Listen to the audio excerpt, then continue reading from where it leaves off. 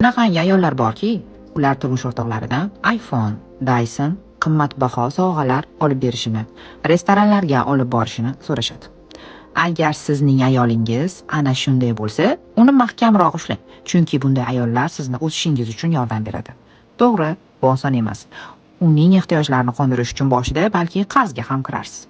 Lekin bunday davom etishi mumkin emasligini tushunib yetasiz va ko'proq pul topishga harakat qilasiz. Biznesingiz bo'lsa, uni kengaytirishni va daromadingizni ko'paytirishni o'ylay boshlaysiz. Agar biznesingiz bo'lmasa, uni boshlashga yo'l qidirasiz. Va o'zingiz bilmagan holda ayolingizni xohishlarini bemalol bajara oladigan, oilangizni qiynalmasdan ta'minlab qo'yadigan erkakka aylanasiz. Agar ayolingiz bu borada sizni qo'llab-quvvatlab, yelkama-yelka tursa va duoda bo'lsa, siz 2 karra omadli inson hisoblanasiz.